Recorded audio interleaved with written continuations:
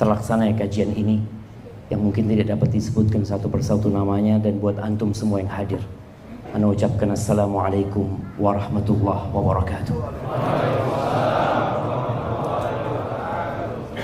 Alhamdulillah alladzi bi ni'matihi tatimmu shalihat. Segala puji bagi Allah Jalla Jalaluh yang karena nikmatnya kebaikan-kebaikan menjadi sempurna.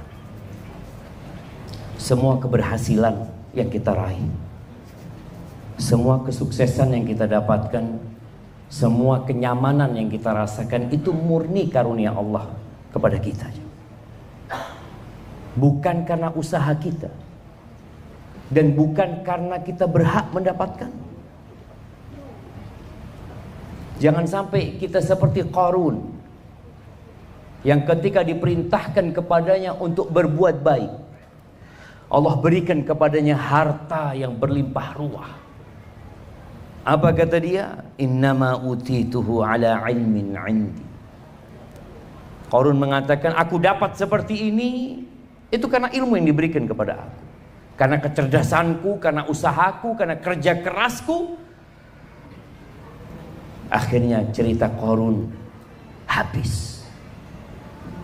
Allah mengatakan fakhasafna bihi wa bidarihil ard. Kami tenggelamkan dia bersama hartanya, bersama rumahnya di dalam bumi. Maka hendaklah kita senantiasa mengingat Allah bahwa semua yang kita rasakan itu karunia Allah, dan hanya Allah yang pantas untuk dipuja dan dipuji.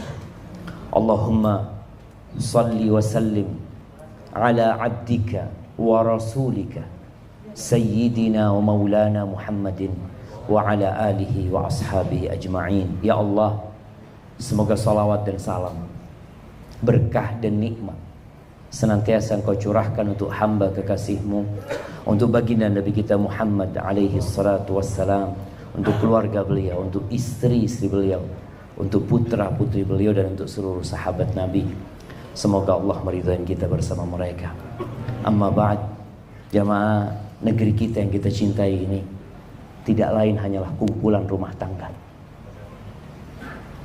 Tatkala rumah tangganya tidak ada luka, tatkala ada kedamaian di setiap rumah tangga, insya Allah negeri kita pun akan merasakan kedamaian tersebut. Semuanya dilahirkan dari rumah tangga, dididik di rumah tangga. Berapa banyak anak-anak yang tumbuh jadi penjahat gara-gara rumah tangga yang penuh dengan luka. Tidak sedikit anak-anak yang kemudian tumbuh besar menjadi perampok, jemaah. Kenapa kita lihat ada darurat sabu-sabu umpamanya dimulai dari rumah tangga sama jamaah. Maka ini pembahasan yang sangat penting buat kita semua. Ya, sebagian kita mungkin alhamdulillah rumah tangganya tidak ada luka, Ustaz. Tapi udah babak belur semuanya, Ustaz. Jadi udah berantakan semua. Kadangkala lampunya sudah ada yang mati ya. Kipasnya kadangkala mulai bergerak tapi apa jemaah? Itunya nggak ada jemaah. Baling-balingnya itu nggak ada. Jadi muter terus. Ada kipas di rumah tapi tidak mendinginkan. Ada apa sebenarnya? Ada kulkas dalam rumah yang seharusnya membuat keluarga itu bisa menikmatin. Tapi ternyata tatkala dibuka kulkas itu panas. Buah yang di dalam yang seharusnya jadi segar itu jadi layu. Ada apa dengan rumah tangga? Kalau antum berangkat ke pengadilan agama, antum akan dapati antrian panjang. Laki-laki atau wanita yang sedang menggugat cerai pasangan hidup. Sebagian kita mungkin mempertahankan rumah tangganya bukan karena cinta, bukan karena dia berbahagia di rumah tangganya, tapi karena malu sama tetangga. Ada yang sudah tua renta jamaah, ingin cerai. Anda bertemu dengan mereka, sudah umur 70 tahun, yang istrinya sudah umur 62 tahun. Mereka mau cerai. Ahibati fillah, berapa banyak rumah tangga yang sebenarnya diawali dengan cinta, penuh dengan kasih sayang.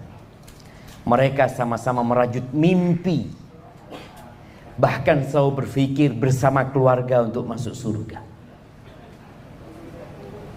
Sang istri cerita sama suaminya tentang cita-cita dia, apa yang dia inginkan.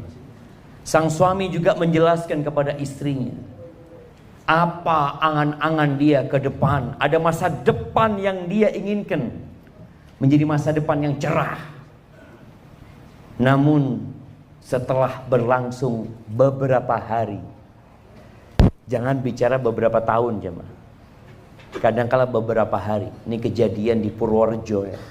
Ana masih ingat, entah berapa tahun yang lalu Ana datang ke rumah salah satu pengurus masjid.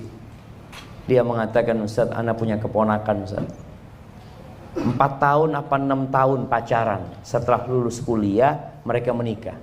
Umur pernikahannya hanya 6 hari. Ahibati fillah, sebagian orang cinta yang diinginkan menjadi kebencian, suka menjadi duka. Mimpi di dalam surga, ternyata mereka terjatuh ke dalam neraka panas. Ya, kadang-kala kita kalau nonton berita sampai terjadi KDRT di dalam rumah ya, laporan ini dan itu. Bahkan ada seorang istri yang membakar suaminya. Ada seorang suami yang gara-gara kecemburuannya dia bunuh istrinya. Mana kata cinta itu? Hilang. Ketahuilah, cinta itu ibarat benih kecil. Benih kecil yang perlu dirawat. Yang kalau antum tidak merawatnya, tidak menyiraminya, tidak memupuknya, maka benih itu akan layu. Dan terkadang dia mati, bahkan menjadi racun yang membahayakan. Apa yang diperlukan? Kalau bicara rumah tangga tanpa duka, kok kayaknya sulit. Di rumah Nabi alaihi salatu wassalam, piringnya juga pecah. Pernah ada piring pecah di rumah Nabi alaihi salatu wassalam. Pernah ada suara yang diangkat tinggi sehingga terdengar oleh orang yang di luar rumah. Pernah kejadian itu. Pernah ada tangisan air mata. Nah, tapi ternyata semua yang terjadi di rumah tangga Nabi itu ibaratkan garam yang membuat masakan itu menjadi lebih enak. Sekarang bagaimana tatkala ada luka, antum semakin kuat. Bagaimana tatkala ada masalah membuat antum semakin matang, menjadi seorang suami, menjadi seorang ayah. Bagaimana kesulitan-kesulitan, masalah-masalah di dalam rumah tangga itu menjadikan antum sosok hamba yang lebih bertakwa kepada Allah Azza wa Jalla. Yang biasanya sujudnya sebentar, gara-gara ada masalah, alhamdulillah sujudnya lebih panjang. Nikmat apa enggak jemaah? Yang biasanya kalau sholat selalu telat, gara-gara ada luka dalam rumah tangga, sholat shaf pertama. Masya Allah. Apakah harus ada luka baru di shaf pertama? Apakah nunggu masalah baru bisa sholat malam? Apakah nunggu ada problematika yang berat yang membuat kita harus berangkat umroh? Antum lihat tuh. Ternyata masalah-masalah membuat sebagian orang semakin dekat sama Allah Azza wa Jalla. Dan itu yang kita inginkan. Bagaimana menyikapi masalah itu? Dua insan berkumpul dalam satu rumah yang punya pemikiran masing-masing, dan antum harus bisa menyelesaikan hal ini. Yang pertama yang dibutuhkan jamaah adalah ilmu. Ilmu. Dalam segala hal ilmu ini diperlukan. Ketika seorang ingin masak enak, padahal dia nggak pernah belajar bagaimana masak soto yang enak, mungkinkah dia masak tanpa ilmu? Nggak bisa. Dia akan cari tahu. Apa bumbunya? Apa bahan-bahannya? Bagaimana memasaknya? Berapa lama waktu agar jadi enak? Itu perlu ilmu. Orang yang kepingin rumah bagus dan kokoh, mungkinkah dia membangun rumah itu hanya sekedar katanya? Oh, katanya seperti ini, katanya enggak. Kadangkala orang itu panggil arsitek. Anda mau bangun rumah yang bagus, Anda punya fulus, alhamdulillah. Tapi untuk bangun rumah Anda nggak bisa. Kita panggilkan tuh orang pintar. Dia gambar, mulai dia bangun. Jadi benar tuh rumah. Terus bagaimana dengan rumah tangga? Kebanyakan kita itu membangun rumah tangga tanpa pernah sekolah fakultas rumah tangga. Ada jamaah? Nggak ada. Orang kuliah IT, Masya Allah, komunikasi iya. Tapi ternyata sebagian orang itu bisa berkomunikasi dengan orang lain, sama istri sendiri nggak bisa komunikasi. Menjadi dokter ada ilmunya, belajar, bertahun-tahun dia belajar, praktek lagi. Ada cerita seorang perempuan jamaah. Dia ada di Indonesia, dia dari Indonesia tapi suaminya orang Australia. Dia sempat curhat dulu, dia katakan sama Ustaz, semua pasien suami ana kalau ketemu ana selalu memuji suami ana, Ustaz. Masya Allah, engkau beruntung punya suami seperti itu, baik, santun. Ini kata dia, kepingin ana jadi pasien dia. Dia nggak tahu kalau jadi istrinya dia kayak apa. Si kepingin jadi pasien jemaah, bayangin jemaah. Karena untuk jadi dokter itu dia belajar ilmunya. Bagaimana berhadapan dengan pasien? Oh, ada kode etik dokter. Belajar dia. Tapi bagaimana menghadapi istri? Nggak pernah sekolah. Nggak pernah dapat ilmunya itu jemaah. Ini yang kadang-kala kita remehkan. Padahal rumah tangga ini pondasi negeri ini.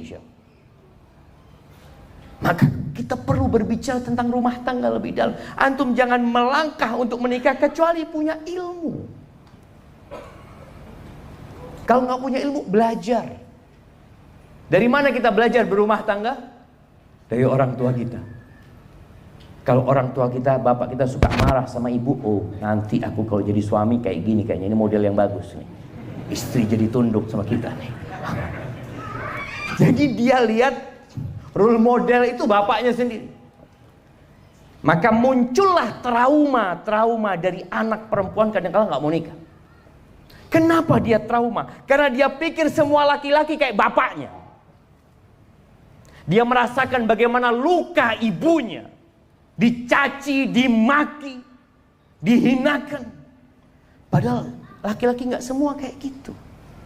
Banyak laki-laki yang baik gitu. Maka di sini belajar. Maka malam ini kita akan belajar. Yang kedua, niat. Antum selama ini menikah niatnya buat apa sih? Sebagian laki-laki menikah karena nggak enak dikatakan jomblo terus. Kapan kau menikah? Kata dia. Akhirnya terpaksa dia menikah.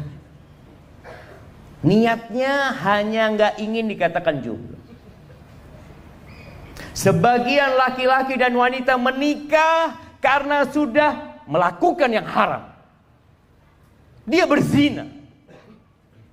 Istrinya hamil. Sehingga ini ada masalah panjang jemaah. Bagaimana anak itu nanti dinasabkan kepada siapa? Engkau sebelum menikah sudah bikin luka dalam kehidupan ini. Engkau sudah membuat Allah murka. Membuat keluarga malu. Membawa aib yang dibawa seumur hidup anakmu anak zina. Gimana kemudian engkau menginginkan rumah tangga tanpa luka kalau sudah dimulai dengan luka? Maka solusinya engkau niat beribadah. Kalaupun sebagian terjebak dalam dosa, niatkan bertobat kepada Allah. bertobat, menyelesaikan perbuatan dosa itu. Karena ada sebagian orang berpikir, kalau saya menikahi orang yang saya zinai, dosa saya selesai. Dari mana kau belajar itu? Ketika mendapatkan buku hijau, dosa zinanya selesai. Dari mana kau belajar itu? Az-zaniyatu waz-zani fajlidu kulla wahidin minhuma mi'ata jaldah. Kata Allah tuh pezina, wanita pezina lagi dihukum jilid dia itu. Bukan dikawinkan. Dia dihukum, disuruh taubat dia. Setelah mau nikah, silakan. Nikahnya sudah dalam rangka beribadah, bukan menutupi aib. Bukan. Tapi dalam rangka kembali kepada Allah Azza wa Jalla.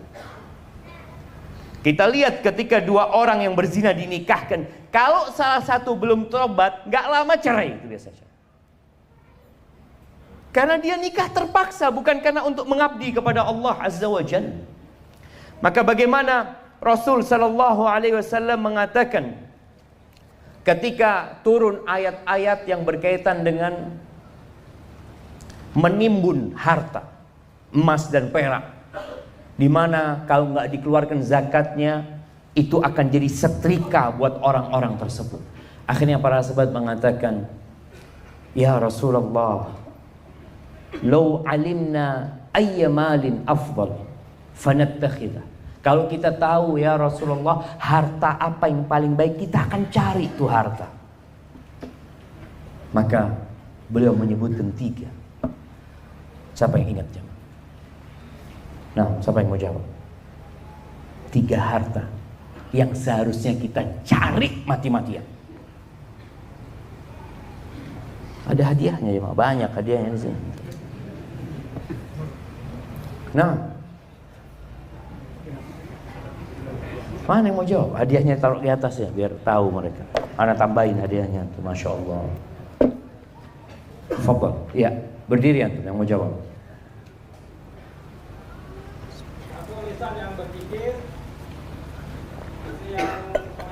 Alhamdulillah. 1, lisan yang pandai berzikir. Yang kedua, hati yang bersyukur. Istri yang soleha, yang membantu suaminya dalam urusan akhirat. Masya Allah. Fadl, kirimkan ke sana, ke belakang. Tuh jamaah, bukan mobil yang bagus, rumah yang mewah. Apa gunanya antum punya rumah yang mewah kalau isinya berantakan? Kita kadang-kadang kalau melihat orang rumahnya bagus, mewah, ya Allah enak banget yang tinggal di sini. Padahal sudah nggak ada penghuninya. Hidup masing-masing. Enggak, Nabi nyebutkan 3. Afdaluhu lisanun dzakir. Lisan yang senantiasa berzikir. Naik motor berzikir, masuk rumah berzikir, makan berzikir, selesai makan berzikir, masuk pasar berzikir, pakai baju berzikir. Kemanapun dia pergi dia berzikir. Ingat sama Allah. Yang kedua, wa qalbun syakir. Hati yang pandai bersyukur. Mau dapat 20.000 sehari, alhamdulillah. Ada teman-teman mungkin yang sampai hari ini belum punya motor. Siapa yang belum punya motor, angkat tangan jemaah. Nah, angkat tangan yang belum punya motor. Angkat yang tinggi lah antum, jangan malu lah. Ada yang mau kasih motor sama antum. Baik, sebagian orang sedih nggak punya motor, kawannya punya motor. Mau engkau punya motor tapi nggak punya kaki? Mau kasih motor, kasih mobil BMW 2023 tapi nggak punya kaki, supaya antum tahu harga kaki antum lebih mahal dari semua mobil yang ada di muka bumi ini. Cuma kita nggak pandai bersyukur jamaah. Ngelihat handphone, aduh bagus banget, harganya mahal. Wallahi antum cari mobil handphone paling bagus di dunia, tetap lebih bagus telinga antum. Apa gunanya antum punya handphone bagus tapi antum tuli, kemana-mana pegang handphone? Kata orang ini agak-agak waras ini, orang dia nggak denger. Ada apa pegang handphone? Wallah jamaah. Maka yang paling utama adalah qalbun syakir. Hati yang pandai bersyukur. Bagaimana Urwah ibn Zubair mengajarkan, ini perlu kita miliki dalam rumah tangga kita. Hati yang pandai bersyukur. Ketika dia harus dipotong kakinya satu, dia mengatakan, ya Allah, Engkau berikan kepada aku 4. 2 kaki dan 2 tangan. Yang Engkau ambil 1 ya Allah, Engkau sisakan 3 ya Allah. Ini orang yang pandai bersyukur selalu melihat kepada nikmat yang Allah berikan. Sebagian kita selalu susah. Kalau ketemu cerita saya punya masalah ini, kalau punya rezeki nggak pernah cerita dia. Tapi punya masalah, satu kampung tahu, bahkan se-Indonesia tahu. Diangkat ke status dia, Masya Allah. Ingat, yang kedua qalbun syakir. Dimanapun antum tinggal, bersama siapapun antum hidup, antum akan bersyukur kepada. Yang ketiga, wa zaujatun mu'minatun tu'inuhu ala amril akhirah. Istri yang beriman yang membantu suaminya dalam urusan akhirat. Bukan membantu suaminya bangun rumah, bukan membantu suaminya beli tanah, bukan membantu suaminya beli mobil. Saya alhamdulillah Ustaz, rumah ini dibantu sama istri saya. Enggak, bukan itu. Istri yang soleha, yang kalau malam hari bangunin suaminya, bang, tahajud bang. Ada istri yang Masya Allah, bang, jam 3 bang, bolanya udah mulai. Nah, bukan itu jemaah. Bukan yang membangunkan suaminya untuk kerja, bang, jam 7 bang, masuk kerja bang, bukan. Tapi dia bangunkan suaminya untuk salat subuh. Itu harta yang paling mulia. Ad-dunya mata' wa khairu mata'iha al-mar'atus salihah. Dunia ini kesenangan ya. Dan sebaik-baiknya kesenangan dunia itu bukan istri yang cantik. Apa gunanya antum punya istri cantik tapi ngelirik laki-laki lain? Tapi istri yang soleha, yang kalau dipandang menyenangkan hati. Sebagian kita itu kalau memandang menyenangkan hati, memandang siapa? Istrinya tetangga. Menyenangkan hati. Bukan istri antum sendiri, cuman menyenangkan hati. Kalau disuruh taat, ditinggal sama suaminya, jaga kehormatan dirinya, jaga harta suami. Maka tadi niatkan ketika menikah beribadah kepada Allah Azza wa Jalla. Gimana Ustaz kalau ana salah niat dulunya? Perbaiki niatmu sekarang. Bisa kau memperbaiki. Terus yang ketiga doa. Wallahi jamaah, hati manusia itu di tangan Allah. Cinta, kasih sayang, itu nikmat yang Allah berikan. Allah Azza wa Jalla berfirman di surat Al-Anfal ayat 63. Ini berkaitan dengan bagaimana orang-orang Ansor bisa bersatu, bisa damai. Yang sebelumnya mereka konflik bertahun-tahun, puluhan tahun. Apa kata Allah? Lau anfaqta. Allah mengatakan kepada Nabi Muhammad SAW, yang dengan kedatangan Nabi Muhammad SAW pertikaian itu hilang. Allah ingin mengingatkan Rasul SAW. Lau anfaqta ma fil ardi jami'an. Ya Allah ya. Apabila engkau menafkahkan, membagikan semua yang ada di bumi demi memperbaiki orang yang bertikai, orang yang konflik, atau suami istri yang konflik, mau dikasih harta tiap orang 1 triliun agar mereka damai. Kata Allah, lau anfaqta ma fil ardi jami'an ma allafta baina qulubihim. Engkau tidak akan menyatukan hati mereka. Walakin Allah allafa bainahum. Siapa yang membuat hati itu tunduk? Allah. Sebagian kita berpikir dengan dikasih harta terus istrinya, rumah tangga akan damai. Kalau Allah nggak akan lembutkan, nggak lembut hatinya. Begitu pula suami. Maka suami istri ini harus berdoa mohon sama Allah Azza wa Jalla.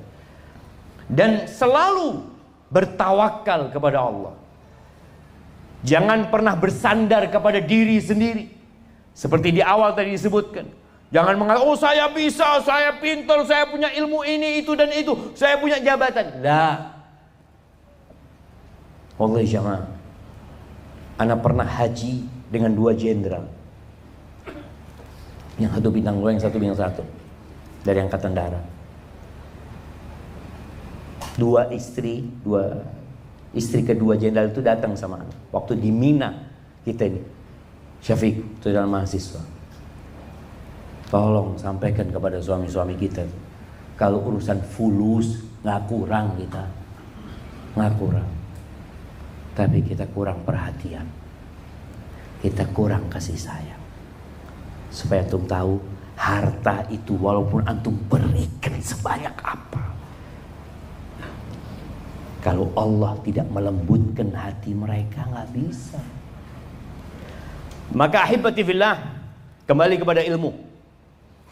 Yang pertama ilmu, yang kedua apa? Niat, yang ketiga doa. Ilmu yang pertama yang harus antum pelajari berkaitan dengan rumah tangga ini adalah tentang hak dan kewajiban. Apa sih hak pasangan hidup antum? Jangan tanya dulu apa kewajiban istri antum. Sebagian suami itu yang dipikirkan apa? Haknya dia, kewajiban istrinya. Enggak, yang antum perlu pelajari, apa kewajiban ana sebagai seorang suami. Makanya tatkala orang itu bekerja di sebuah perusahaan, dikasih tahu dia hak dan kewajiban, supaya dia dapat menjalankan tugasnya dengan baik. Kewajibanmu masuk kantor sebelum jam 7, pulang jam 4. Kewajibanmu harus pakai seragam berwarna ini.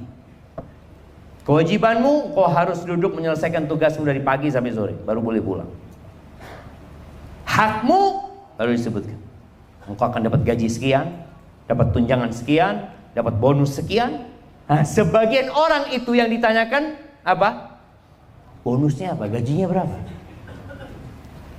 Dan itu terjadi dalam rumah tangga. Banyak di antara kita jemaah ketika menikah yang dipikirkan cuma malam pertama. Masya Allah. Sehingga ada istilah bulan madu. Madunya berapa lama? 1 bulan. Kadang-kadang gak sampai sebulan. Sisanya wallahu a'lam. Maka tolong pelajari. Dan menuntut ilmu ini kewajiban buat setiap muslim. Talabul ilmi fariidatun ala kulli muslim. Bukan sunnah ya, bukan anjuran.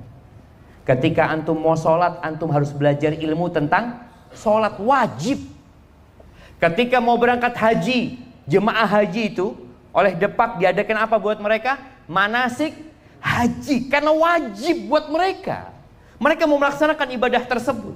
Dan ketika antum mau menikah, antum wajib belajar tentang hak dan kewajiban antum, pasangan hidup antum. Ketika 2 orang ini tahu dengan hak dan kewajibannya, kemudian mereka saling melaksanakan apa yang menjadi kewajiban mereka, ya udah, insya Allah itu akan jadi pupuk untuk cinta yang ada di awal. Ada seorang suami yang hanya minta dilayani, tapi dia tidak pernah berbagi dengan istrinya. Di beberapa daerah jemaah, kesian ketika sang istri itu harus bekerja cari nafkah. Sang istri perempuan itu wajib bekerja apa enggak? Wajib apa enggak? Wajib jemaah. Kalau enggak kerja, tutup negara kita ini. Wajib kerja, tapi bukan wajib cari nafkah. Dia wajib bekerja. Ini bicara hak dan kewajiban. Kadangkala sebagian suami, dia maksa istrinya bekerja cari nafkah loh. Kewajiban cari nafkah itu engkau sebagai suami. bukan aku. Ketika istrinya mau resign, berhenti kerja, kata suami, jangan. Loh kok jangan? Aku itu istri, bukan pekerja. Kalau dia mau bekerja karena inisiatif dari dirinya, tafadhol. Tapi bukan disuruh sama suami. Dipaksa, enggak. Dia capek. Bagaimana seorang istri, jemaah? Kalau bicara di beberapa negara, kita sudah lihat, sebagian negara itu piramidnya sudah kebalik. Banyak perempuan gak mau punya anaknya. Jadi jumlah orang tuanya itu lebih banyak daripada anak-anak. Di Singapura, jangan jauh-jauh. Di Jerman, di Rusia. Kenapa? Karena banyak wanita mereka itu juga bekerja. Ketika dia bekerja, cari nafkah, lalu dia disuruh hamil, disuruh menyusui anaknya, membesarkan. Ini kezaliman para laki-laki kepada istri. Engkau yang cari makan lah. Masa aku sudah membesarkan anakmu, gendong anakmu seharian. Ingat, perempuan bekerja di rumah kalau punya anak itu berapa jam? 24 jam kali 7 hari kali 30 hari sebulan. Ada istri antum ngajukan cuti sama antum, bang, ana mau cuti ngurusin anak-anak bang ya. Oh iya, engkau punya hak cuti dalam setahun 12 hari selain liburan bersama. Nggak ada tuh perempuan jemaah. Tengah malam istri kita, tengah malam anak nangis, bapaknya bangun. Bapaknya bangunkan istrinya. Anaknya nangis, tidur lagi dia. Kenapa? Karena dia berpikir, aku bisa harus bekerja. Ya itu memang, itu tugas laki-laki. Tapi jangan engkau bebankan dua kepada perempuan. Disuruh cari duit, disuruh melahirkan anak, membesarkan anak. Ar-rijalu qawwamuna 'alan nisa. Kata Allah, laki-laki itu pemimpin buat para wanita. Pemimpin. Kenapa dia jadi pemimpin? Yang pertama, bima faddalallahu ba'dahum 'ala ba'd. Karena laki-laki itu dikasih jiwa kepemimpinan. Laki-laki itu lebih mengutamakan akalnya. Dikasih tuh, hak cerai ada di suami. Kalau hak cerai ada di istri. Kira-kira ada yang datang ke masjid masih berstatus suami, mungkin sudah diceraikan semua sama istrinya. Istri itu sakit hati sedikit, bawa koper dia pulang. Udah, aku pisah aja. Laki-laki enggak. Makanya perempuan bisa gugat cerai tapi tidak menceraikan dirinya sendiri. Bima anfaqu, yang pertama bima faddalallahu ba'dahum 'ala ba'din. Yang kedua, wa bima anfaqu min amwalihim. Karena suami itu memberikan nafkah.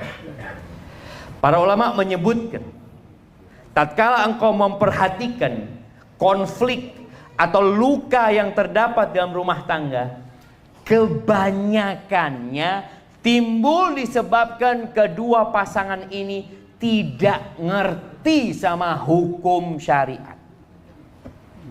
Nggak ngerti, nggak belajar dia.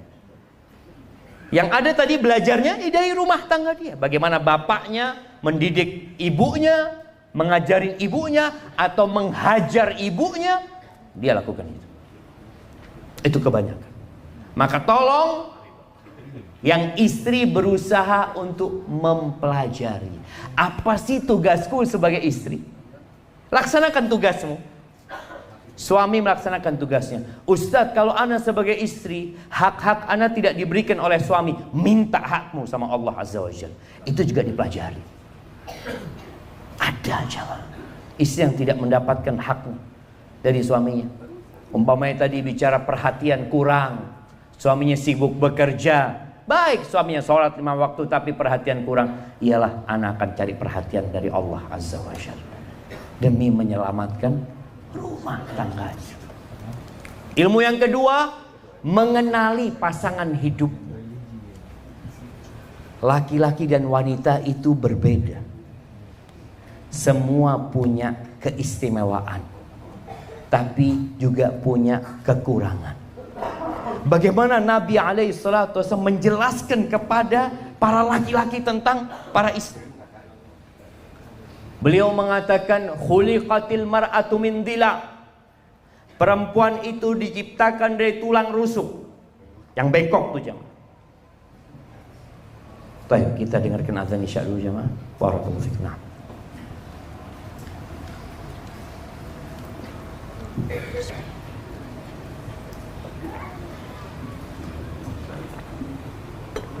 Tafadhal, barakallahu fikum.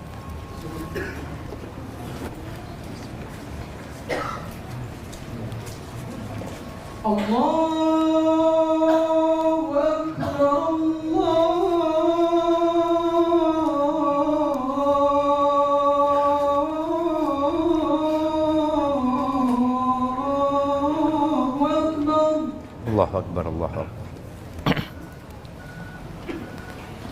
Allahu Akbar.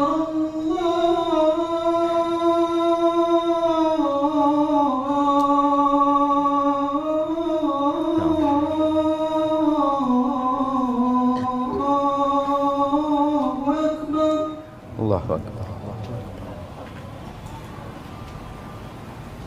Asyhadu an la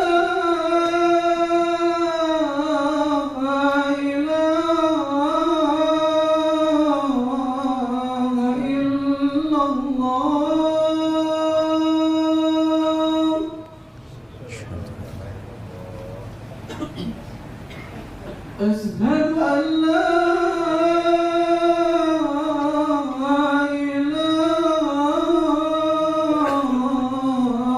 إلا الله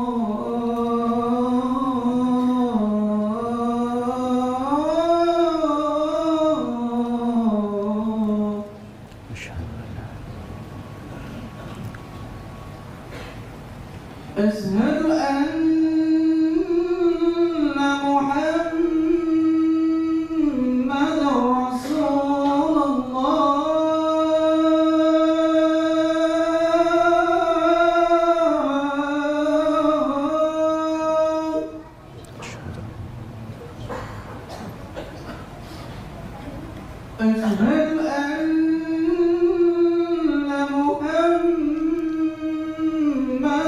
رسول الله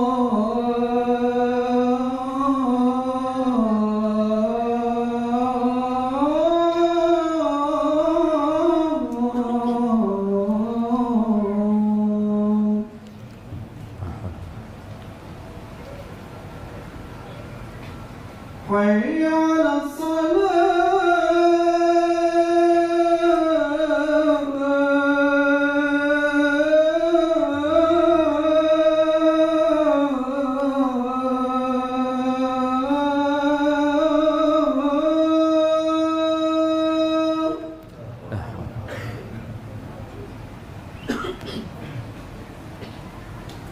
حي على الصلاة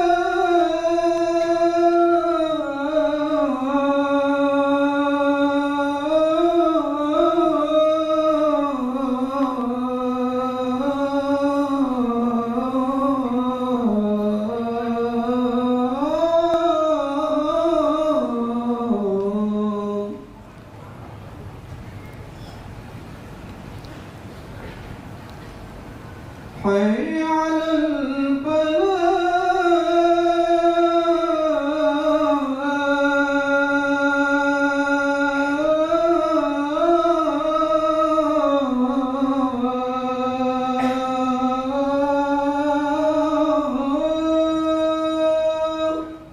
لا حول. حي على الفلاح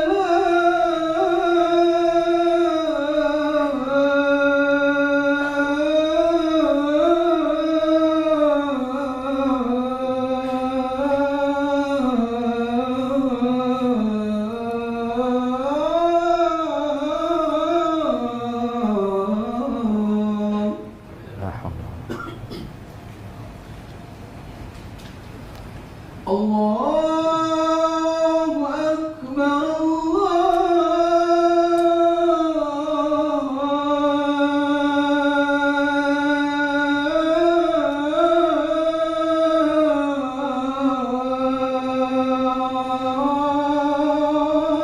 أكبر الله أكبر.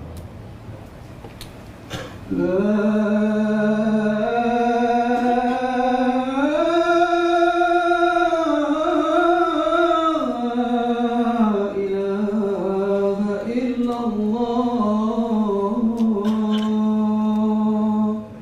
La ilaha illallah. Allahumma shalli ala Muhammad. Muhammad kama shallaita ala ali Ibrahim wa barik ala Muhammad. Allahumma rabb hadhihi ad-da'wati at-tammah was-salati ala Muhammad. Allahumma shalli wa sallim ala nabiyyina Muhammad. Apa yang tadi dibicarakan? Mengenali pasangan hidup kita. Yang laki-laki berusaha mengenali bagaimana sih perempuan itu kayak apa sebenarnya. Yang perempuan juga tahu laki-laki itu seperti apa. Sehingga ada jalur komunikasi yang bagus nantinya. Rasulullah SAW ketika menjelaskan kepada para sahabat, perempuan diciptakan dari tulang rusuk yang bengkok, bukan untuk merendahkan wanita, tidak, tapi untuk mendidik para laki-laki agar tahu bagaimana pasangan hidup dia. Karena ada sebagian wanita yang mengatakan ini termasuk melecehkan wanita. Lah, ini dalam rangka kau dihormati dan dihargai oleh laki-laki, agar para laki-laki tahu bagaimana bermuamalah dengan perempuan. Kata Nabi SAW, "Idza dhahabta tuqimuhu kasarta." Kalau engkau ingin meluruskan tulang rusuk itu, mau dilurusin, patah. Wa in taraktahu lam yazal a'waj. Kalau dibiarkan akan tetap bengkok. Terus gimana? Apa solusinya? Fastamti'u fihinnal iwaj. Nabi memberikan sebuah arahan alaihi salatu wassalam.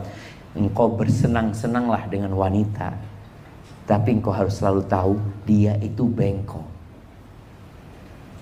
Perempuan itu ingin dimaklumi kekurangannya. Jangan engkau menuntut lebih dari dia. Bayangin ya, Rasul sallallahu alaihi wasallam pernah di rumah Nabi SAW. Aisyah itu angkat suara sampai terdengar dari luar rumah. Abu Bakar dengar tuh. Dia minta izin untuk masuk ke rumah Nabi SAW. Masuk, ngelihat Aisyah di situ yang habis ngangkat suaranya atas Nabi SAW. Abu Bakar datang jamaah mendekati Aisyah, mengatakan, "Atarfa'ina sautaki ala Rasulillah sallallahu alaihi wasallam." Berani-beraninya engkau ngangkat suara di atas suara Nabi SAW. Itu mau digampar Aisyah sama bapaknya sendiri jamaah. Kira-kira kalau mertua antum mau gampar istri antum, sikap antum apa? Ah, betul, ini harus dididik nih. Mungkin kita akan seperti kesempatan ini. Ini bapaknya ada nih, bukti kalau anaknya nggak bener nih bapaknya. Nabi SAW langsung pasang badan. Dia menghalangi Abu Bakar dari Aisyah. Nggak boleh mendekat kepada Aisyah radhiyallahu ta'ala. Berangkat sudah. Abu Bakar pulang karena nggak bisa mendekat ke Aisyah, pulang. Nabi SAW duduk sama Aisyah mengatakan, "Aisyah, engkau nggak lihat tadi aku belain engkau dari laki-laki tadi itu yang memukul engkau itu?" Akhirnya mereka jadi berdamai. Sebagian kita itu selalu memperbesar masalah kecil, dan itu yang banyak terjadi. Kenapa luka itu semakin melebar dan sebagian luka sudah sembuh tapi jadi borok di dalam? Gara-gara kita suka menjadikan masalah remeh jadi besar. Banyak perempuan mengatakan, "Ustaz, suami ana marah itu gara-gara masalah remeh, Ustaz."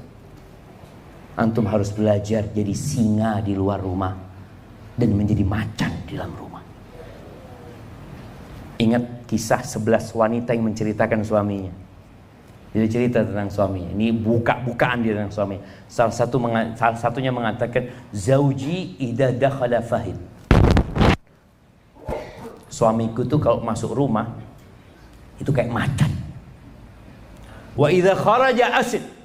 Kalau dia keluar rumah, dia seperti singa. Wala yas'al amma ahid. Dan dia tidak pernah menanyakan apa yang dia tinggalkan.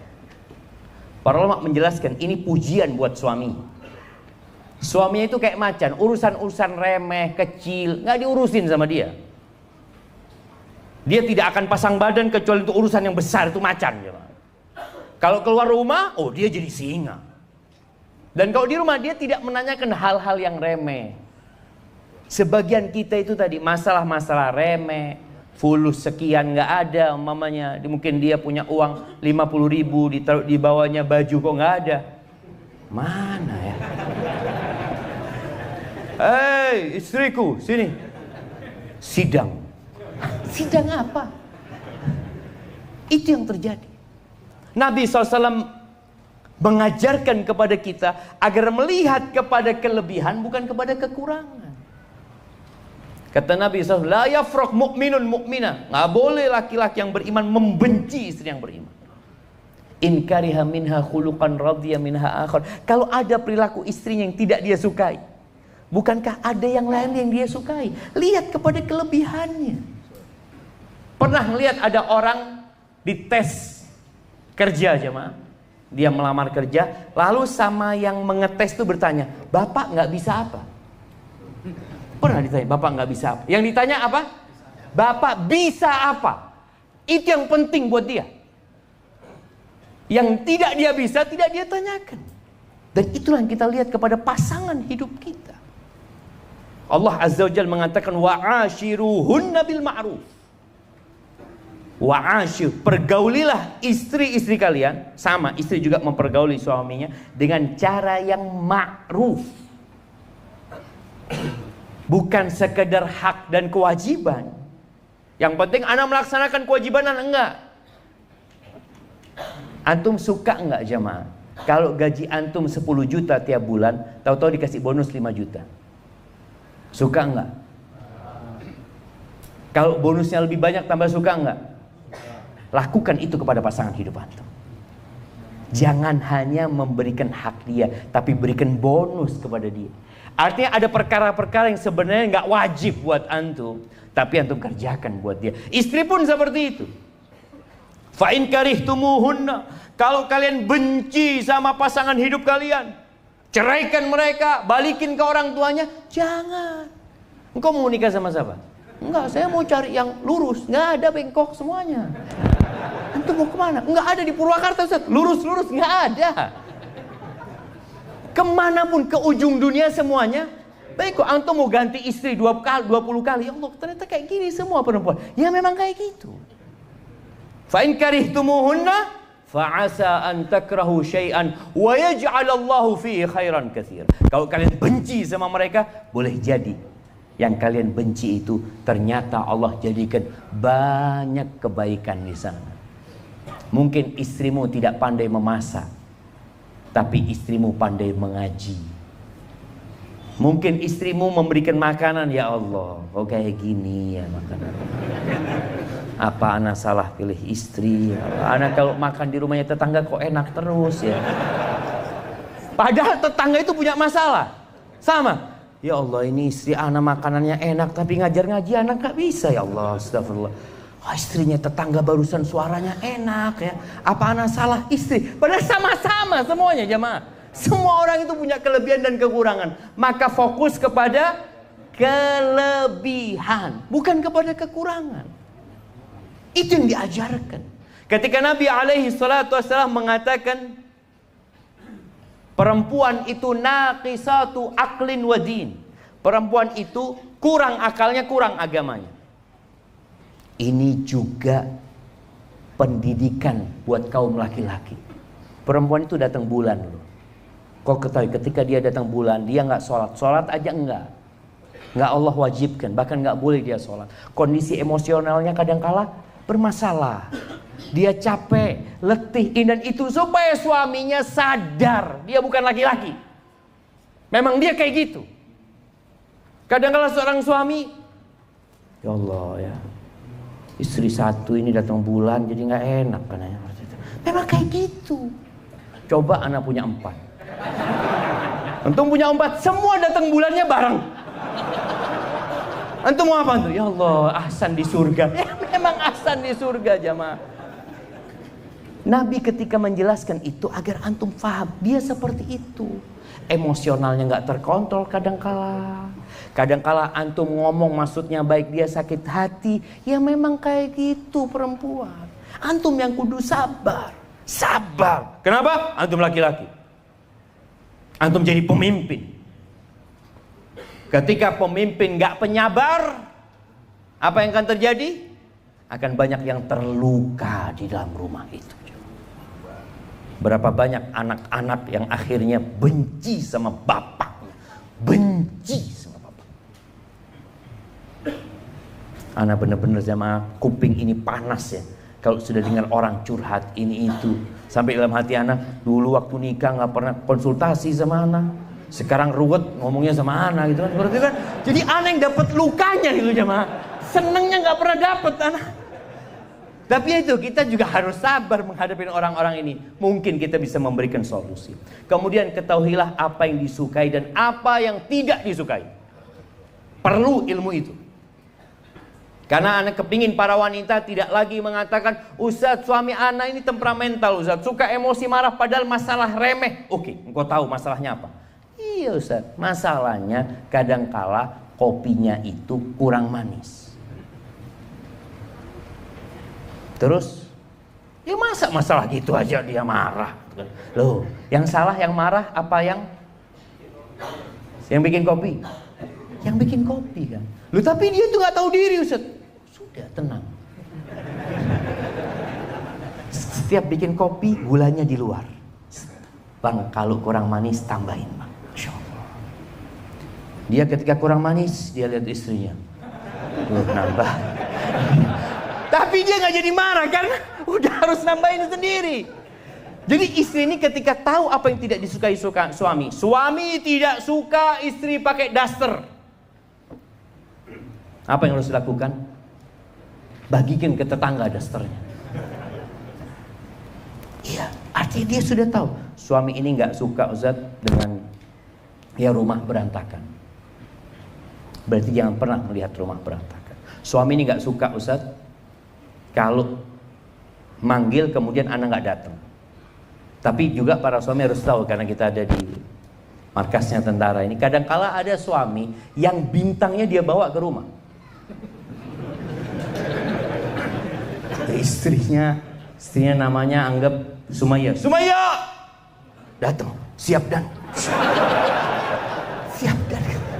Jadi gimana ceritanya? Rasul SAW kalau masuk rumah itu beliau panglima perang. Ketika masuk rumah beliau jadi suami. Jadi bapak buat anaknya. Nggak ada bintang-bintang itu. Makanya bagaimana istri Nabi SAW itu kadang-kadang bantah sama Nabi SAW. Sampai Umar itu pernah suatu hari ngomong nyuruh sama istrinya bantah. Kata Umar jagoan cuman. Ngomong sama istrinya, engkau beraninya bantah anak tadi. Kata istrinya, istri Nabi aja bantah sama Nabi SAW. Kata Umar itu nggak tahan jemaah, langsung keluar rumah. Dia langsung datang ke rumah salah satu istri Nabi, putrinya. Siapa namanya putrinya Umar? Kasih hadiah. Nah, kirim hadiahnya ke belakang. Hafsah. Nah, kayaknya nggak cukup dia kasih baju itu, kasih buku aja dia. Nah, Hafsah, dia tanya, Hafsah, apa benar istri Nabi itu ada yang bantah Nabi SAW? Apa benar ada istri Nabi itu yang nggak ngajak ngomong Nabi dari pagi sampai malam? Kata Hafsah, iya benar. Hafsah, jangan kau lakukan itu Hafsah. Kata dia. Jangan, kau nanti diazab sama Allah SWT. Itu nggak boleh, jamaah. Itu nggak boleh. Jadi para istri jangan kemudian melihat ini, oh berarti anak boleh bantah ya. Ya nggak boleh bantah itu. Tapi suami kudu sabar ketika istrinya melakukan itu. Karena ada sebagian suami udah pulang sana ke rumah orang tua. Aku ini di kantor dihormati. Nggak ada yang mengatakan tidak. Selalu siap dan. Ada cerita jamaah, ini bagaimana ya? Bagaimana kalau bisa istri itu kayak gitu juga. Siap dan sama suami. Ini ada waktu ana khutbah nikah di Masjid At-Tin. Itu pernikahan salah satu anak jenderal. Waktu itu atasannya ngomong, ini ustadz ini lewat sana, lewat sini ya ngomong. Anak buahnya ngatakan, siap dan. Akhirnya anak naik mobil sama dia. Dua orang tanya, tadi ngomong apa komandan? Ya nggak tahu lah, bismillah kita jalan aja ke sana tadi. Yang penting siap Dulu, antum gampang urusannya, yang penting siap dulu. Perkara nggak paham nanti tanya gitu loh. Itu suami jadi seneng gitu loh. Kalau dapat istri yang selalu siap kayak gitu. Tapi tolong suami juga tahu diri, nggak kayak gitu. Engkau menjadi suami. Ketika engkau dah masuk rumah, Nabi SAW itu subhanallah jamaah, tahu dengan apa yang disukai istrinya. Bantuin istrinya urusan rumah. Jahit sandalnya sendiri. Nggak semuanya minta dilayani sama istri. Enggak. Beliau kadang-kala subhanallah bajunya robek, beliau jahit sandalnya kurang bagus, timbanya rusak, beliau perbaiki. Sampai Aisyah radhiyallahu taala anha ditanya, Nabi alaihi salatu wasallam kalau di rumah itu ngapain sih? Karena sahabat ingin tahu, mereka tahu Nabi di luar. Kalau dalam rumah gimana? Kana fi mihnati ahli. Beliau bantuin urusan keluarganya. Jadi bapak-bapak kalau masuk rumah bantuin urusan istri, nyapu, mungkin masakin buat istrinya. Tapi bukan tiap hari antum masakin buat istrinya main handphone gitu ya, antum bermasalah gitu loh. Baik. Kemudian jamaah rahimakumullah, mengetahui apa yang disuka dengan apa yang tidak disuka itu penting untuk menjaga rumah tangga ini. Biasanya dengan berjalannya waktu antum sudah tahu. Tapi ada perempuan yang soleha, sebelum dia berjalan rumah tangganya, dia udah tanya sama suaminya. Ini kisah Syuraih ketika dia menikah dengan seorang wanita. Wanita ini ngomong, aku ini nggak kenal sama engkau. Aku nggak tahu sama engkau. Aku nggak tahu apa yang kau sukai dan apa yang kau tidak sukai. Tolong jelaskan kepada aku. Dijelaskan. Dijelaskan sama dia, aku nggak suka engkau bergaul sama tetangga fulan, sama fulan, sama fulan. Aku kepingin engkau kekurangan itu ditutupin, kelebihan itu ceritakan silahkan. Tapi jangan sampai kekurangan itu, karena tahu dalam rumah tangga ini ada kekurangan, ada kesalahan. Maka tolong ditutup. Biasanya suami kalau sudah dengar istrinya curhat ke tempat lain, itu berat untuk melanjutkan rumah tangganya. Maka tolong sang istri pandai-pandai mengetahui apa yang disukai dan apa yang tidak disukai. Suami juga seperti itu. Kesukaan istri itu apa? Dihargain. Kalau dia berbuat, katakan jazakillah khair, makasih banyak. Hargai. Setiap dia punya anak, antum kasih hadiah. Anak-anak berhasil sukses, kadang-kadang bapak ini selalu di depan. Anaknya juara 1, anakku itu, insyaallah. Engkau kemana ketika dia dilahirkan? Ibunya yang berjuang, maka tolong hargai. Sebut namanya. Bagaimana Nabi SAW seringkali menyebut Khadijah, ibu dari anak-anak Rasul sallallahu alaihi wasallam. Antum sebut. Sekarang ini alhamdulillah antum bisa berikan hadiah kepada istri antum. Ya, nggak harus yang mahal. Perempuan itu suka dengan yang warna kuning. Nah, antum belikan 1-2 gram buat dia. Bukan hanya duit ya, bukan hanya duit. Seorang istri dikasih duit 5 juta sama dikasih cincin harga 2,5 juta. Kira-kira dia suka mana? Cincin sama kelebihan 2,5 juta. Iya, ada cincin dikasih nih, kan ada suratnya kan? Bang, ini 2,5 juta mana? Ya, kasih duitnya. Antum supaya tahu jemaah, itu suka seperti itu. Dan antum lakukan. Kalau antum gak punya harta untuk menyenangkan dia, senangkan dia dengan perhatian. Senangkan dia dengan pujian. Senangkan dia dengan sanjungan. Antum gak bisa belikan hadiah buat dia yang baik, antum datang ke tempat bikin plakat jemaah. Tahu plakat penghargaan itu? Antum bikin sana. Penghargaan buat istri anak. Kenapa? Sudah dampingin anak 7 tahun, alhamdulillah. Kasih. Itu dia akan ceritakan. Atau antum bikin surat penghargaan. Berangkat, piagam penghargaan. Berapa harga piagam penghargaan itu jemaah? Mungkin 20.000. Antum kasih figura. Penghargaan telah memasakkan buat aku selama 9 tahun. Allahu Akbar. Itu dipajang mestinya. Banyak piagamnya dia. Dia suka. Antum gak percaya. Bunga, antum berangkat ke toko bunga, belikan bunga, kasih. Biasanya anak kalau belikan bunga istri itu ada kertas, itu tulis di situ aja. Itu dia akan foto, dia sebarkan kemana-mana karena dia bahagia. Tapi kalau cuma dikasih fulus, apalagi fulusnya cuma untuk nafkah, kasih fulus, iya bang, barakallahu fiik. Jadi tolong antum pandai-pandai mengetahui apa yang disukai dan apa yang tidak disukai. Baik, yang terakhir. Ada dua yang terakhir. Yang pertama, jangan bawa makan haram ke dalam rumah. Jangan bawa harta haram ke dalam rumah. Itu jadi penyakit. Tidaklah dua orang yang saling mencintai kemudian dipisahkan illa bidzambin ahdatsahu ahaduhum, melainkan karena dosa yang dilakukan oleh salah satu dari keduanya. Dan di antara dosa yang dapat berdampak kepada kehidupan itu makan haram. Kalau ternyata naik motor dari hasil yang haram, antum belikan nafkah kepada istri antum dari hasil yang haram, kira-kira Allah akan ridho sama antum? Antum berdoa nggak dikabulkan doa. Antum minta sama Allah nggak diterima. Antum berangkat umroh, berangkat haji dari hasil yang haram, la labbaik wala sa'daik. Kata Allah, nggak perlu engkau datang ke sini, nggak perlu, nggak ada kebahagiaan buat engkau. Gara-gara makan haram.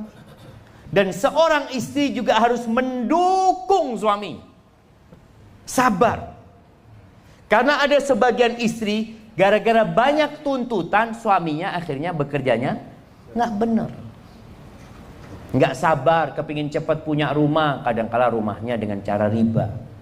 Nggak sabar ingin cepat punya motor, akhirnya motornya dengan sistem riba. Nggak sabar kepingin ini itu, akhirnya ada yang haram dalam rumah tangga. Jaga. Dan sebagai penutup, Nabi SAW itu pernah mendiamkan istrinya yang 9. Kira-kira tahun 9 Hijriah. 9 istri Nabi itu diboikot sama Nabi SAW. Nabi tinggal di sebuah kebun. Ada rumah kecil di kebun itu, tinggal sebulan. Beliau tidak datang. Kenapa beliau menghajar istri? Urusan dunia.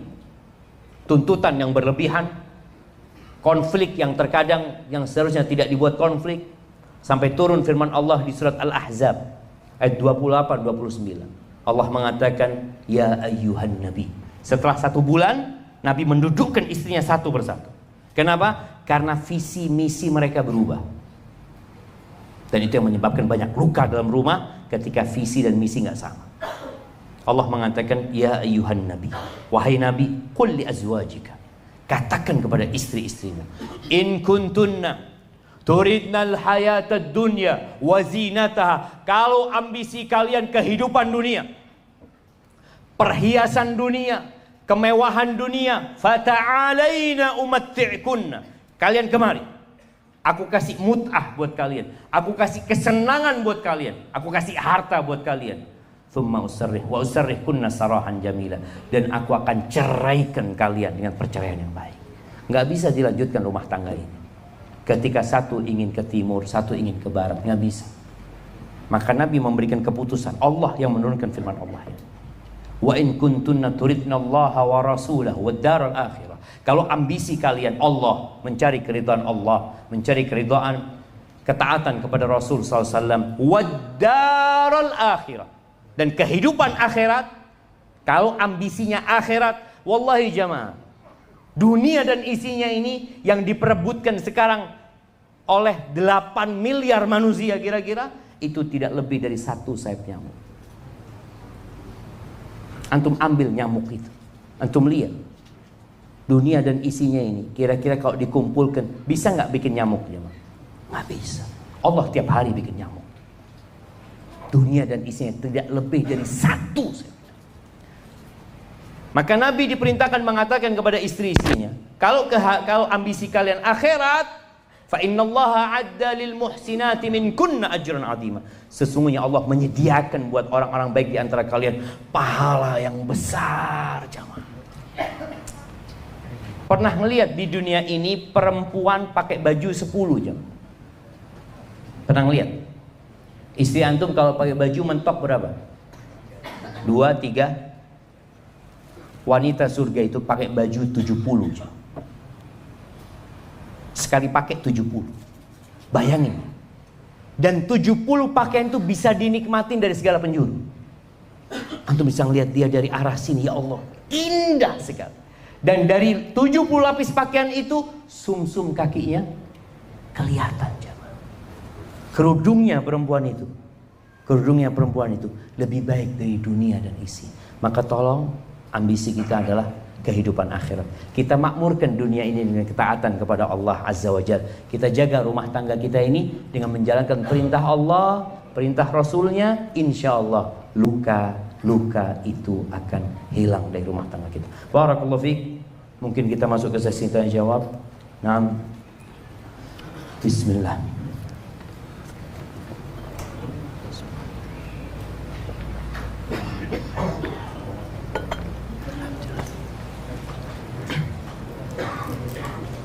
Saya sudah talak 1. Saya sudah talak 1 istri saya pada hari Minggu atas kemauan istri saya. Lalu pada hari Rebu dalam keadaan emosi saya ucapkan talak 10 kali. Ucap kata talak dalam satu waktu. Pertanyaan, status talak 1, 2 atau 3. Setelah 1 bulan ini saya dan istri sepakat rujuk. Bagaimana cara rujuknya? Yang pertama, iya, ini berkaitan dengan talak jamaah. Perlu mendengar dari kedua belah pihak. Yang benar talak itu adalah talak 1, rujuk, baru talak 2. Ketika dia posisinya ditalak, memang perempuan ini satu rumah. Ditalak 1 itu perempuan tidak diusir dari rumah, tetap satu rumah. Dengan harapan mereka rujuk, bukan harapannya cerai kembali. Maka untuk masalah cerai ini harapannya antum bersama istri datang ke ustaz, karena perlu mendengar dari kedua belah pihak. Seperti itu. Harus berhati-hati masalah talaknya jemaah. Barakallahu fikum. Ustaz, bagaimana sikap ana sebagai suami ketika anak ana yang berumur 5 tahun berkata kepada umminya, la taghdab walakal jannah. Anak ini ngomong sama ibunya, jangan marah, kamu masuk surga ibu. Umi berkata, la darar wala dirar. Kata ibunya, tidak boleh membahayakan diri atau membahayakan orang lain. Saling melempar dalil di antara keduanya. Yang satu sedang emosi, yang satu sedang mengganggu. Oh, jadi anak ini gangguin emaknya, emaknya marah, anaknya ngomong, la taghdab. Sang ibu ngomong, kau jangan nyakiti gitu loh. Seperti itu. Mohon nasihatnya Ustaz, bagaimana cara bersyukur atas hal ini ya Ustaz? Barakallahu fikum. Iya. Jadi jamaah, dalil itu bukan untuk gagah-gagahan, tapi dalil itu pada hakikatnya agar kita mengamalkan hal tersebut. Jadi tatkala seorang ibu dikatakan la taghdab, ya dia berusaha untuk tidak marah, menjaga emosinya. Adapun namanya anak kecil yang kadang-kala dia mengganggu ini dan itu, maka dia anak kecil. Kalau dia anak besar nggak kayak gitu, maka ibunya yang harus bersabar menghadapi hal itu. Barakallahu fikum. Saya seorang kepala keluarga, ini niat jemaah. Dia ketik, insyaallah. Saya seorang kepala keluarga dan sekarang masih menetap tinggal di rumah orang tua saya. Waktu lalu saya berunding dengan orang tua ingin pindah tempat tinggal, mengontrak rumah, namun orang tua salah faham dan mengartikan keinginan saya ini. Beliau sangka saya ingin meninggalkannya. Padahal saya sudah bilang, oh, saya akan tinggal dekat rumah dan sewaktu-waktu bisa kapan saja berkunjung. Saya pindah karena saya ingin mempunyai waktu privasi dengan istri dan anak-anak saya. Dan entah kenapa saya merasa terpantau terus dan kurang begitu bebas. Namun jujur tidak ada maksud lain. Berdosakah saya dalam hal ini? Untuk sekarang jadinya saya lebih sering diem-dieman dengan orang tua. Jujur saya masih sedih dan takut berdosa dalam birrul walidain. Dan bagaimana tentang kekhawatiran orang tua dalam masalah ini? Saya mohon nasihatnya. Iya, jamaah rahimakumullah, ketahuilah istri kita itu punya hak tempat tinggal. Istri itu punya hak tempat tinggal. Kalau dia tinggal bersama mertua, bersama orang tua kita umpamanya, tapi alhamdulillah bisa menjaga diri, nggak ada konflik, ya alhamdulillah. Tapi kalau ternyata ada konflik, maka lebih baik tempat sendiri. Tapi kalau nggak mungkin karena dia anak tunggal, seorang suami ini anak tunggal dan orang tua yang sudah sepuh, dia yang harus merawatnya, maka suami yang bijak bagaimana dia berusaha untuk menyenangkan istrinya, memohon kepada istrinya untuk mau, dan dia juga meredam emosi orang tuanya. Tapi kalau masalahnya tadi cuma merasa diawasin, merasa tidak bebas, dan bukan karena ada konflik, ana rasa ya mungkin antum tinggal sama orang tua. Tapi kalau ternyata ada masalah lain, mendidik anak nggak bisa lebih baik, karena kalau sama neneknya ini selalu dimanja ini dan itu, sehingga tidak bisa mendidik dengan baik. Antum boleh pindah umpamanya, tapi ya pamit sama orang tua dengan cara yang baik. Kadangkala kalau ngomong itu disalahfahami, maka nasihat ana, antum tulis surat sama orang tua, seperti antum tulis surat sama ana. Karena kalau tulis surat itu jamaah mikir, dia akan pilih kata-kata yang baik, sampaikan kepada orang tua. Dan kalau bisa memang ya bertetanggaan sama orang tua. Buat yang bertetanggaan sama orang tuanya, tolong tiap hari antum ke rumah orang tua. Abu Hurairah radhiyallahu anhu itu dia nggak serumah sama ibunya, ibunya sendirian. Ya mungkin ada pembantu, rumahnya Abu Hurairah di sebelahnya. Setiap Abu Hurairah mau berangkat kerja, pamit ke rumah ibunya. Setiap datang kerja, datang ke rumah ibu. Sebelum datang ke rumah istrinya, datang ke rumah ibunya. Maka tunjukkan bahwasanya antum berbakti sama dia. Jangan sampai antum merasa lelah merawat orang tua. Walau itu surga kita. Itu surga kita. Tapi tadi kita tahu istri kita ini gak punya kewajiban merawat ibu kita. Itu sebagai bentuk kebaktian dia kepada kita. Maka tolong sang suami ketika mendapati istri yang baik, yang solehah, dihargai istrinya itu, bukan malah dimarah-marahin. Maka insya Allah mungkin tadi antum perlu komunikasi. Kalau memang ngomong tidak bisa karena sudah lagi diem-dieman, maka antum tulis surat, kasih penjelasan. Ya, yang pertama antum ucapkan terima kasih kepada orang tua, selama ini telah dia berbuat baik sama antum sejak kecil ya. Kemudian antum ucapkan maaf sama orang tua karena tidak bisa berbakti secara maksimal. Terus yang terakhir antum sampaikan apa keinginan antum. Mudah-mudahan dengan itu orang tua akan faham. Assalamualaikum WRWB. Jamaah, jangan disingkat. Warahmatullah. Antum sedang doa. Masa antum kalau doa sama Allah, amin, apa? Ya Rabbal Alamin disingkatnya apa? YRA. Amin YRA. Kayak gitu ya, enggak lah jamaah. Jangan disingkat. Maka tolong ketika doa, antum kalau mau singkat, semua kata boleh disingkat. Tapi kalau isinya doa, salawat buat Nabi SAW ya. Karena terus terang kita pada waktu SD itu, kalau baca SAW, ya Nabi Muhammad SAW kita baca. Padahal sallallahu alaihi wasallam. Coba ditulis sallallahu alaihi wasallam. Mungkinkah kita membaca SAW? Gak mungkin. Kita akan baca seperti ditulis. Usia pernikahan saya sudah 4 tahun, tetapi belum juga diberi keturunan. Sudah mencoba kesana kemari untuk melakukan program, tetapi masih belum diberi kepercayaan sama Allah. Hati suka sedih jika ada yang menanyakan, kok sudah lama belum punya anak. Bahkan sampai istri saya sedih, sampai terisak tangis yang amat mendalam. Tolong mohon bagaimana saya harus bersikap untuk meyakini istri saya jika semua ketetapan Allah itu jauh lebih baik dari keinginan kita. Dan tolong mohon doakan agar keluarga saya bisa diberi keturunan. Ahibati fillah, ini baru berapa tahun? Baru 4 tahun. Nabi Ibrahim itu dikasih anak setelah umur 86 tahun. Kalau beliau menikah umur 25 tahun, setelah berapa tahun dikasih anak jemaah? Berapa? 61 tahun. Jadi 4 tahun ini baru. Kita ini harus sabar. Istri Nabi yang bernama Aisyah radhiyallahu taala anha sampai mati nggak punya anak. Supaya antum sadar, itu istri Nabi. Anak ini bukan berarti antum dicintai Allah ketika dikasih anak, bukan. Maka nasihat ana, kita juga jamaah, kalau dapat teman yang lama nggak punya anak, tolong jangan membuat dia lebih sedih. Yang termasuk amal soleh itu adalah sururun tudkhiluhu ila muslim, berbagi kegembiraan. Jadi kalau tanya, antum belum punya anak, berapa tahun? 4 tahun. Oh, baru 4 tahun.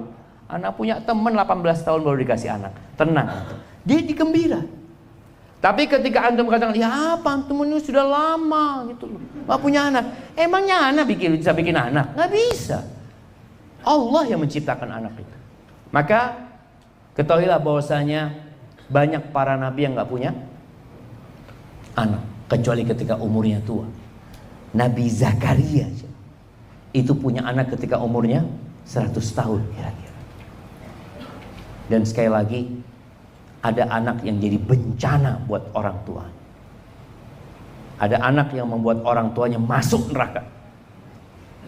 Maka antum berbaik sangka sama Allah. Ketika belum dikasih anak, oh mungkin memang belum dikasih amanah itu. Allah tahulah mana yang terbaik buat kita. Dan ceritakan kisah orang-orang yang gak punya anak, khususnya para nabi, padahal mereka orang soleh. Nabi Ibrahim itu doa, Rabbi habli minas salihin, Rabbi habli minas salihin. Bayangkan ya, kalau beliau dari umur 25 tahun kira-kira menikah, berarti berapa tahun berdoa? 61 tahun. Anti baru 4 tahun berdoa. Allah mungkin suka mendengar doa-doa anti. Karena biasanya orang kalau sudah dikasih jamaah, berhenti berdoa. Sudah selesai doanya. Maka mungkin Allah ingin antum terus berdoa. Ana seorang istri kedua. Akhir-akhir ini suami ana tidak membagi waktu sama rata antara ana dan istri pertama, dengan alasan banyak urusan di istri pertama.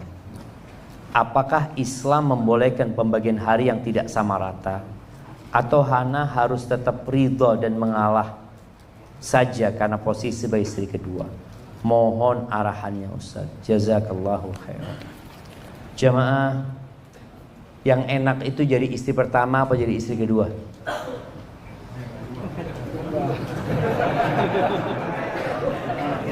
Nah, jadi istri pertama berduka, istri kedua menderita. Kenapa? Ini hidup di dunia kayak gitu. Banyak istri kedua itu harus ngalah, harus ngalah daripada nggak punya suami. Maka nasihat ana, apabila suamimu baik dan mungkin dia punya kekurangan dari sisi tadi, engkau maklumi.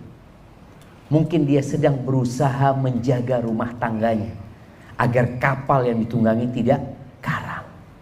Berbaik sangka sama dia. Selama dia memberikan hak-hak yang lain kepadamu.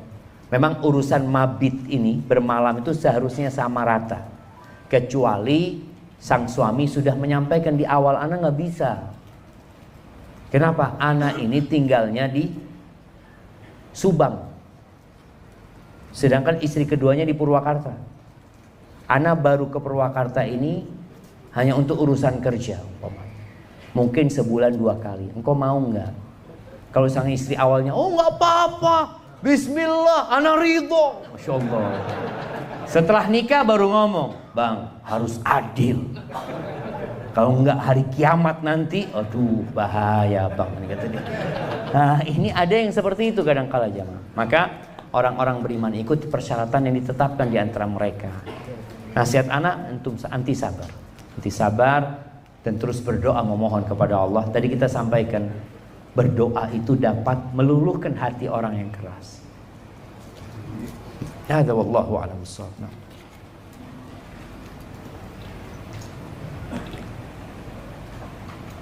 Nah,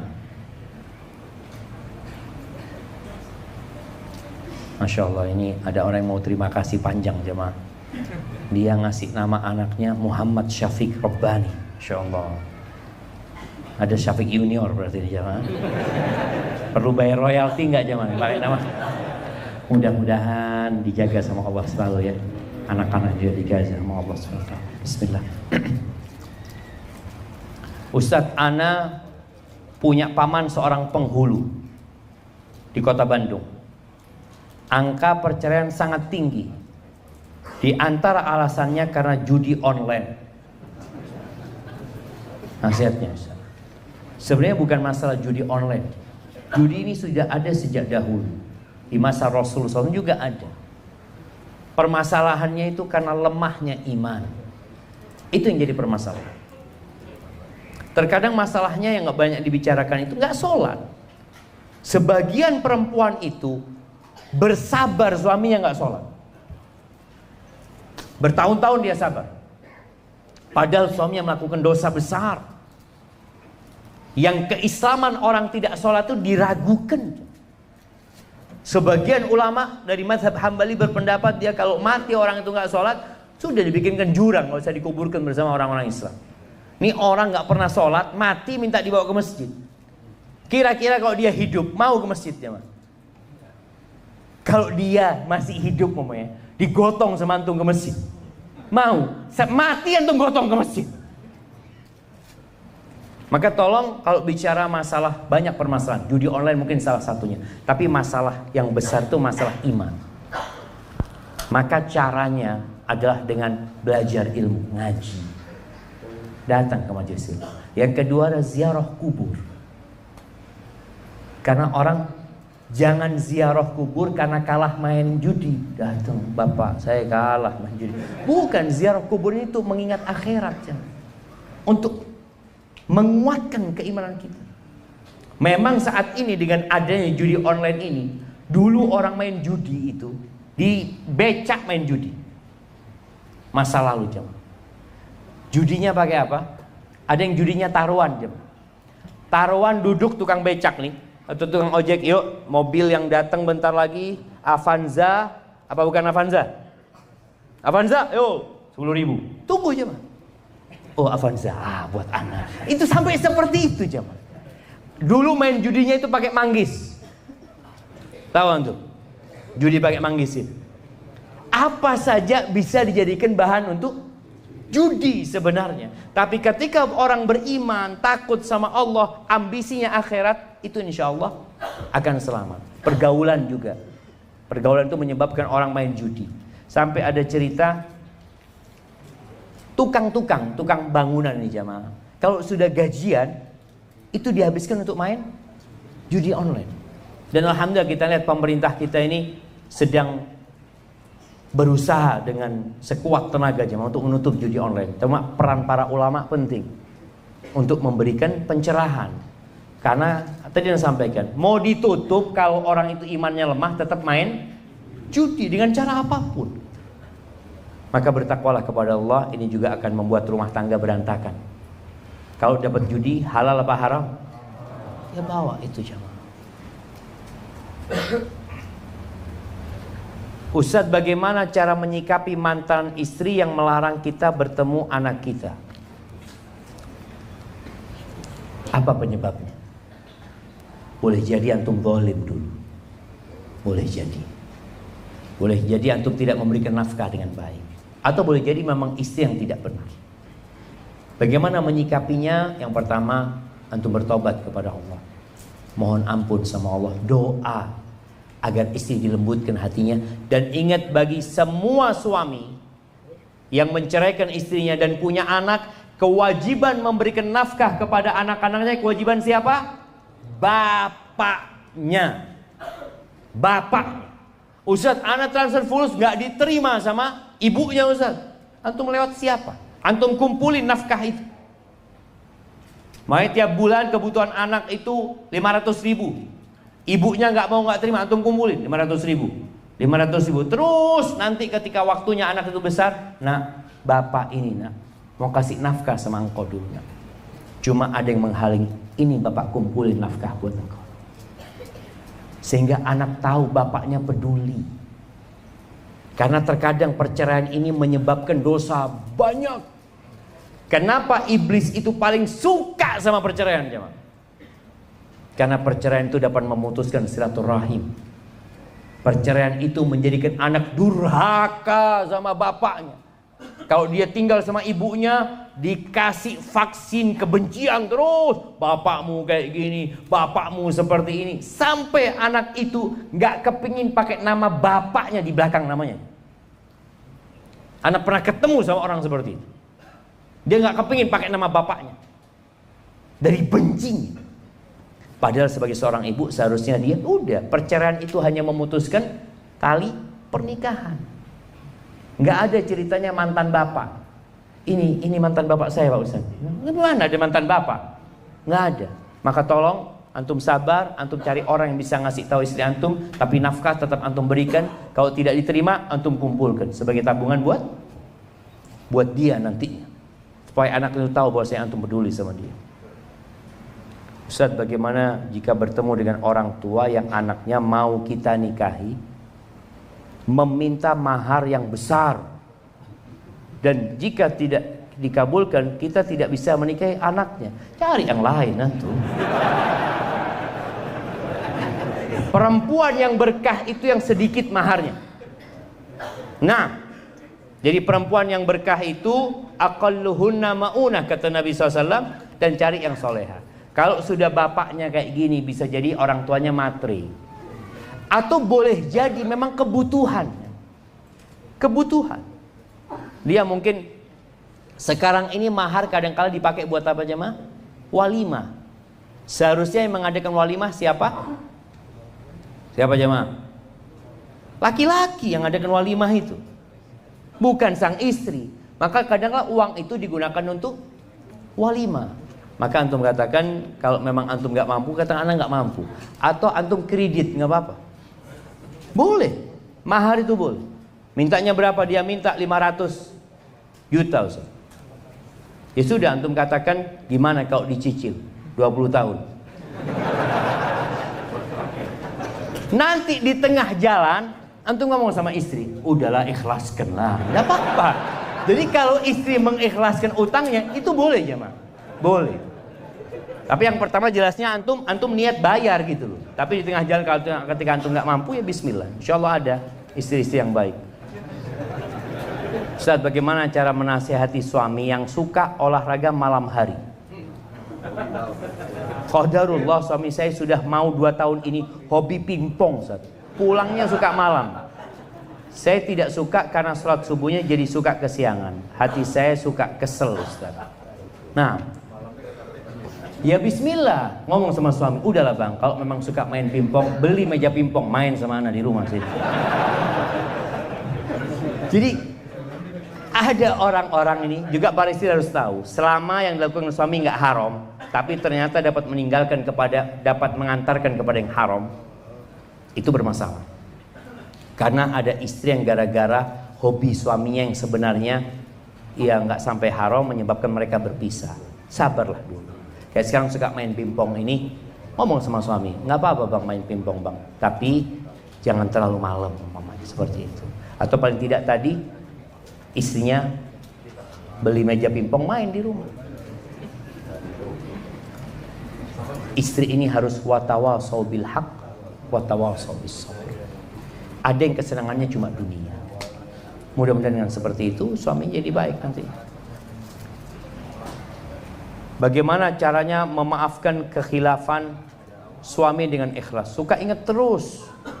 Kan wanita pengingat yang kuat ya Ustaz. Iya, wanita itu pengingat yang kuat dengan kesalahan.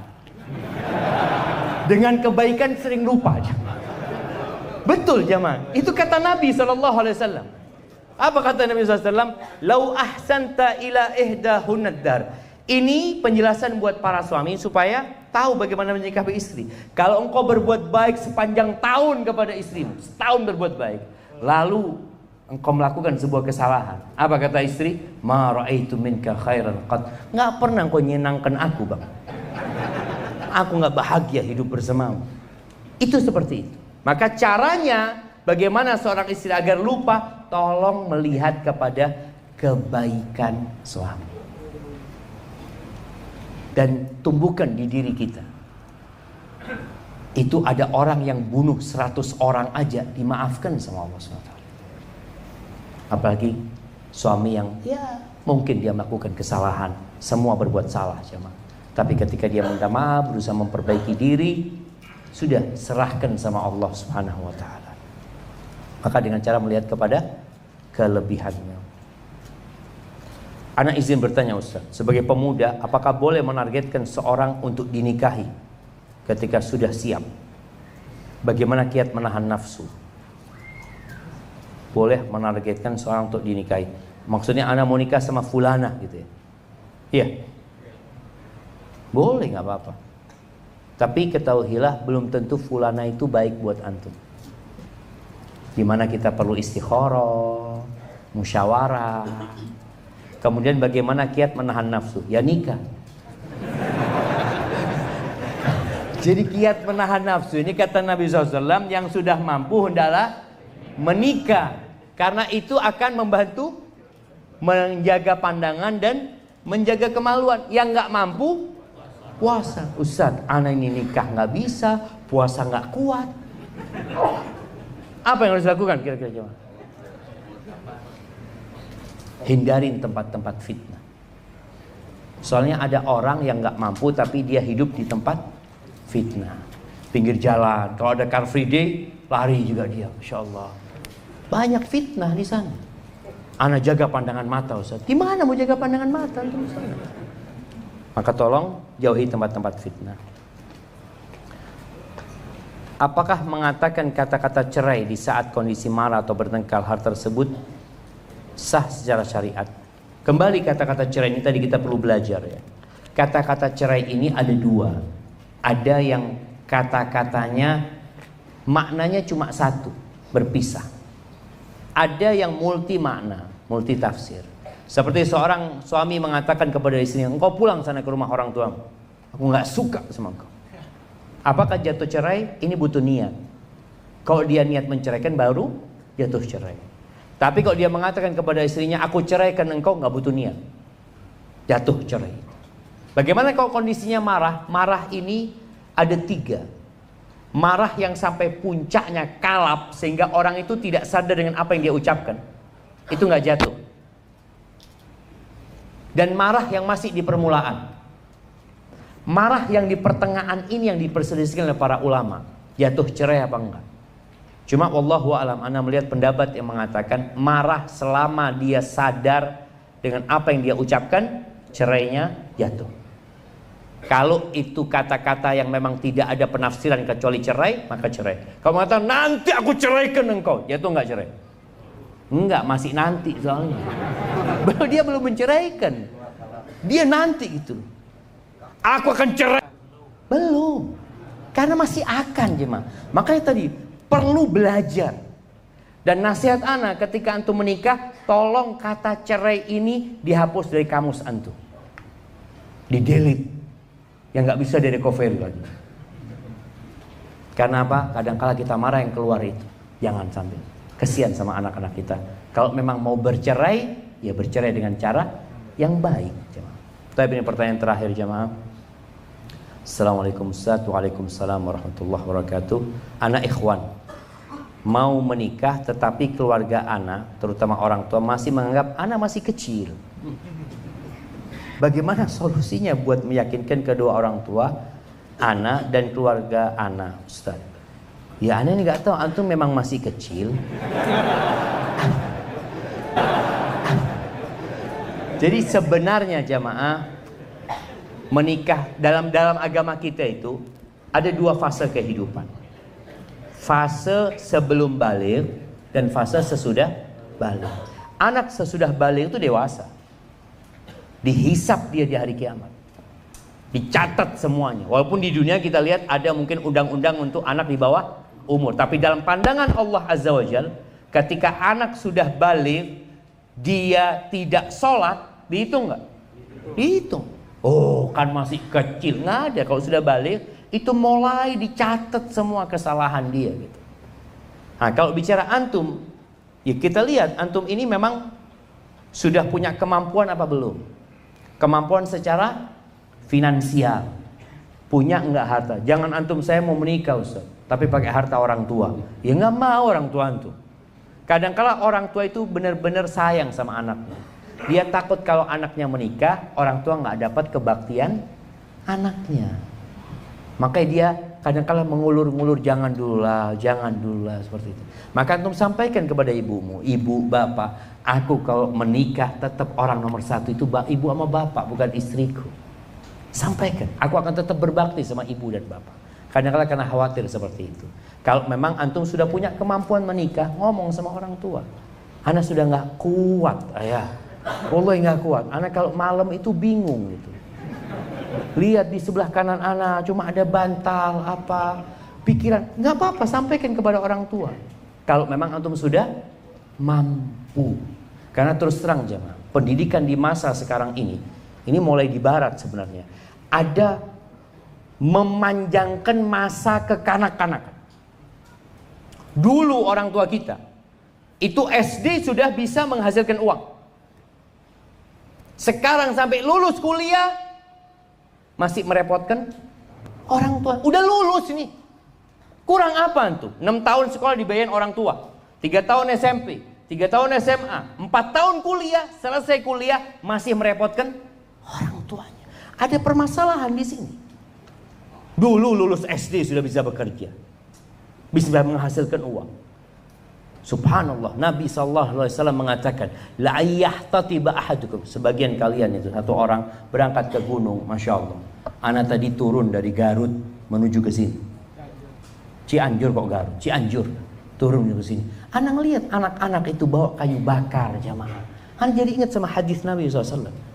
Tuh anak-anak sudah diajarin kerja, tetap sekolah gitu loh, tetap belajar dia, tapi sudah diajarin kerja, nggak apa-apa jamaah. Anak itu bekerja, itu lebih baik daripada minta-minta. Makanya kita punya masalah pengangguran di Indonesia ini sangat tinggi sekali. Apa penyebabnya?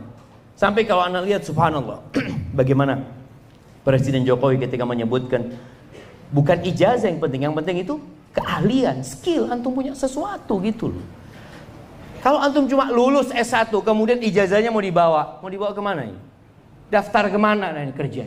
Antum nggak punya keahlian apa-apa, itu jadi masalah. Maka tolong kita harus belajar, kita yang jadi orang tua, bagaimana anak kita dididik dia bisa bekerja, dia bisa mandiri, sehingga tatkala dia keluar dia mandiri, nggak nyusu terus sama orang tuanya.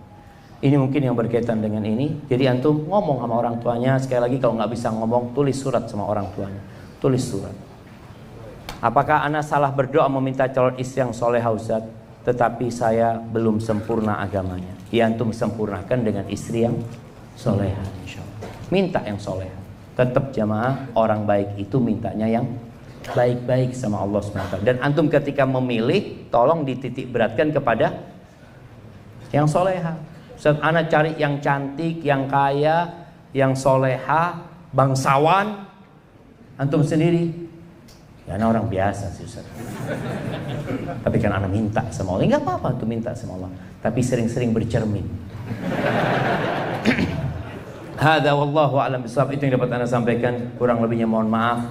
Yang benar dari Allah Azza wa Jalla, yang salah dari diri anda pribadi. Allah dan Rasulnya terbebaskan dari kesalahan itu. Sekali lagi saya ucapkan terima kasih kepada semuanya, dan semoga Allah memberikan pahala kepada semua yang turut berandil dalam terlaksananya kajian ini.